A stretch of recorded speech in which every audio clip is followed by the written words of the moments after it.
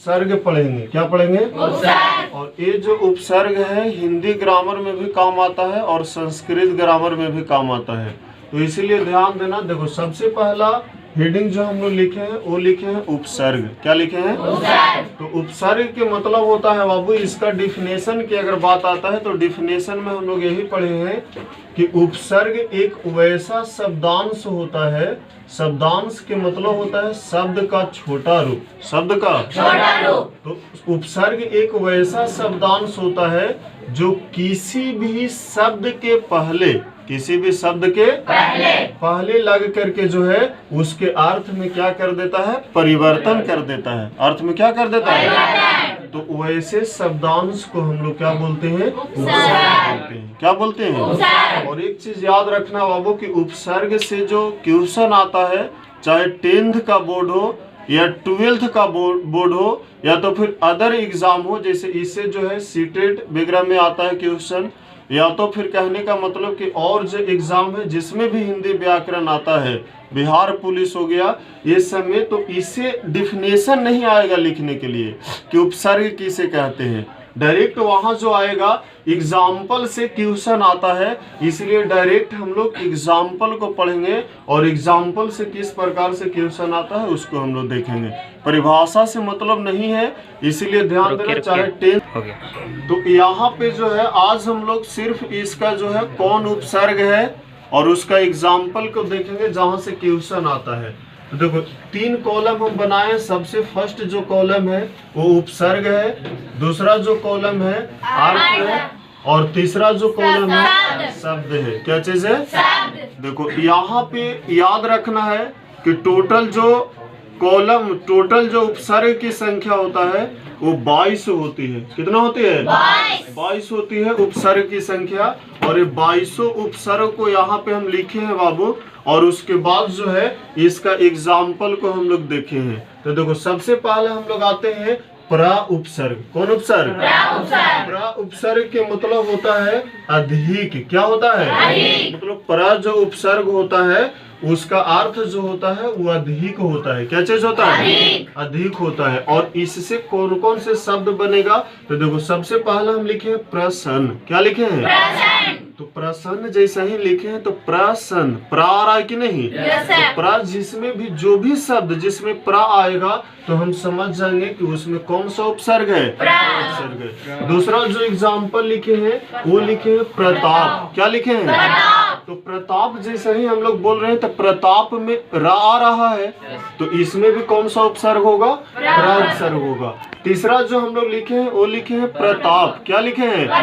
तो इसमें भी कौन सा उपसर्ग आएगा? प्रा उपसर्ग आएगा। मतलब कि जिसमें भी पहला जो शब्द का जो पहला शब्दांत है प्रा आएगा उसको हम समझ जाएंगे कि इसमें प्रा उपसर्ग है। कौन उपसर्ग?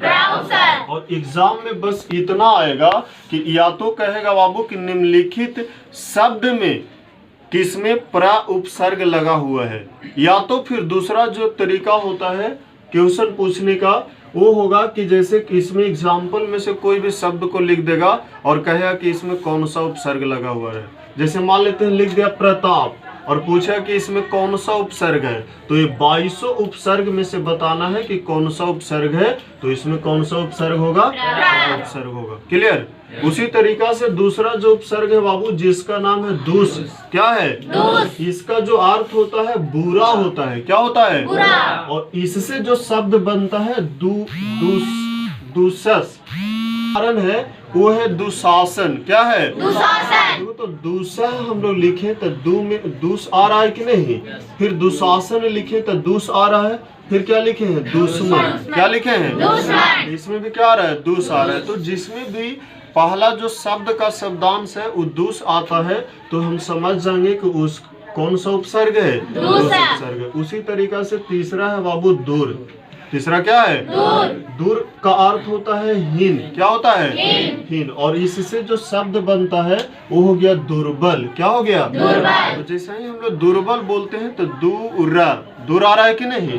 फिर दूसरा हो गया दूरदर्शन, क्या हो गया, दूरदर्शन। तो जैसे ही हम दूरदर्शन बोल रहे हैं तो उसमें भी दूर आ रहा है, तो जिसमें भी पहला जो शब्दांश दूर आएगा उसमें जो है से दूर उपसर्ग होगा। कौन उपसर्ग, दूर उपसर्ग। उसके बाद चौथा जो है बाबू निस है, निस का अर्थ जो होता है वो होता है रहित, क्या होता है, रहित। रहित। इससे जो शब्द बनता है वो है निस्संदेह, निश्चल या निष्कर्ष। जैसे हम लोग निष्कर्ष बोल रहे हैं तो उसमें पहला शब्दांश क्या आ रहा है, निस आ रहा है।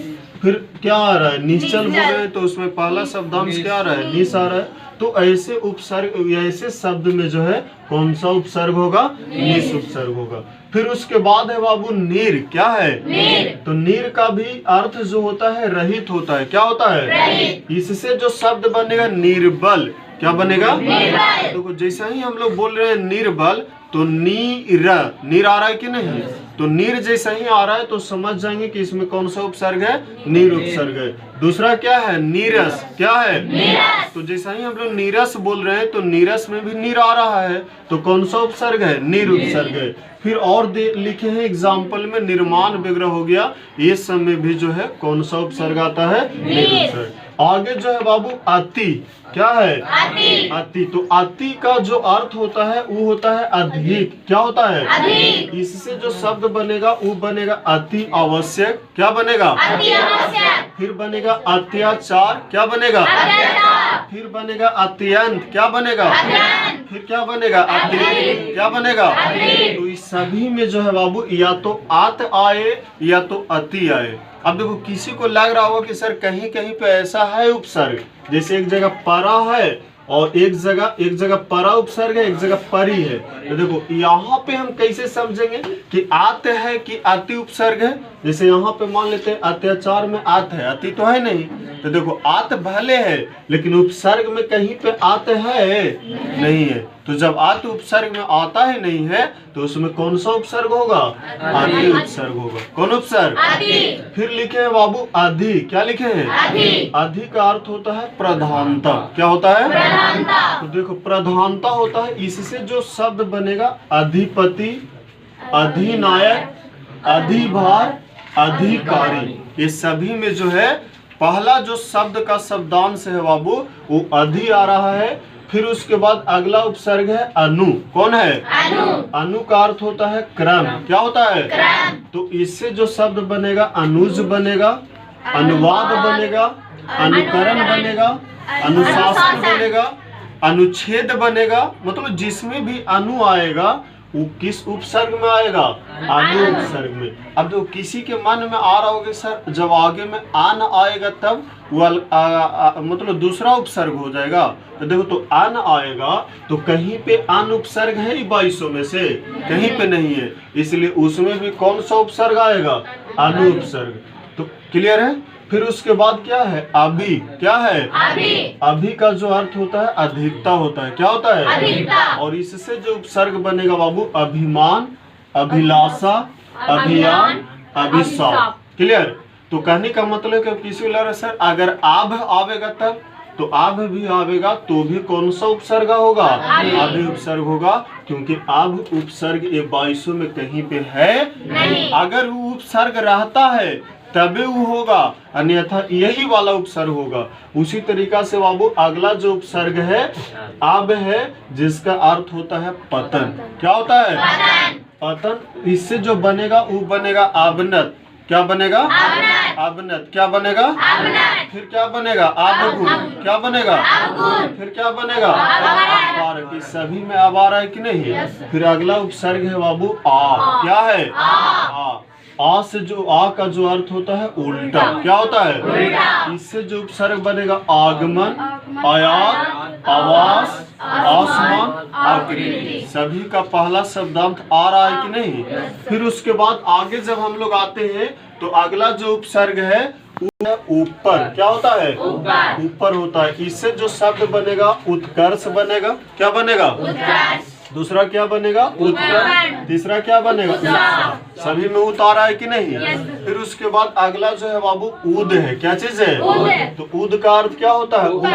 क्या होता है? ऊपर। इससे जो शब्द बनेगा उद्देश्य बनेगा, उदाहरण बनेगा, उद्मुख बनेगा। क्या बनेगा?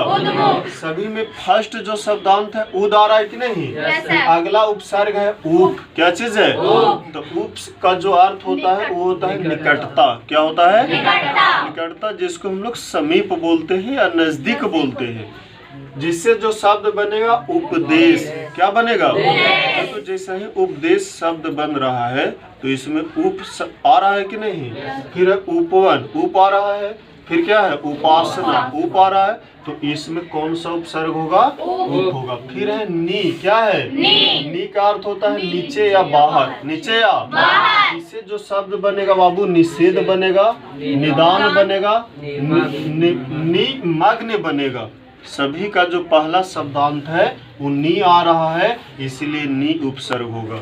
फिर आगे है परा। क्या है? परा का अर्थ होता है विपरीत। क्या होता है? विपरीत। इससे जो शब्द बनेगा पराजय, पराक्रम, प्रकृष्ट, प्रकोष्ठ, सॉरी। तो कहने का मतलब है बाबू कि सब में परा आ रहा है कि नहीं? अब देखो, जब किसी में परा है और किसी में परी आए तो जेकरा में परा आएगा उसमें परा उपसर्ग होगा, जिसमें परी आएगा उसमें परी उपसर्ग होगा। क्योंकि उपसर्ग में परा भी है और उपसर्ग में परी भी है। हाँ, अगर नहीं रहता परी तो फिर उसको हम क्या लिखते?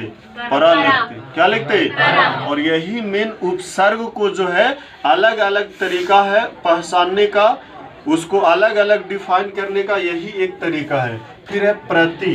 प्रति का अर्थ होता है बाबू प्रत्येक, और इससे जो शब्द बनेगा प्रतिदिन, प्रतिकूल, प्रतिध्वनि। सभी में प्रति आ रहा है। फिर उसके बाद परि समझा दिए, इससे जो बनेगा परिवर्तन, परिचय, परिपूर्ण। फिर है उसके बाद सम। क्या है? सम का अर्थ होता है पूर्णतः। क्या होता है? इससे जो शब्द बनेगा बाबू संगम। क्या बनेगा? तो देखो, जैसे ही हम लोग माँ के लिए बूंदा दिलाता है ऊपर में, तो संगम बोल रहे हैं तो सम आ रहा है कि नहीं? और संतोष हो गया, और फिर संयोग हो गया। क्या हो गया? फिर उसके बाद है सु। क्या है? सु का अर्थ होता है श्रेष्ठ। क्या होता है? इससे जो शब्द बनेगा सुखद, सुपुत्र और सुशासन। क्लियर? फिर उसके बाद बी है। क्या है? बी का अर्थ होता है विशेष। क्या होता है? इसका शब्द क्या बनेगा? विदेह, विजन, विद्रोह। सब में बी आ रहा है। फिर लास्ट जो उपसर्ग है बाबू उसका नाम है अप। क्या नाम है? तो अप उपसर्ग का जो अर्थ होता है वो इच्छा होता है, और इससे जो शब्द बनेगा वो बनेगा अपमान, अपराध, अपवाद। सभी में आप आ रहा है। तो इस प्रकार से आज के जो क्लास में है हम लोग उपसर्ग पढ़े। क्या पढ़े? उपसर्ग पढ़े। और यही उपसर्ग हिंदी व्याकरण में भी और संस्कृत व्याकरण में दोनों में काम आता है, चाहे वह 10th का बोर्ड हो या तो फिर 12th का बोर्ड हो। समझ में आ गया सबके? तो अब बन जाएगा अगर पहचानने के लिए दिया जाए तो। चलो।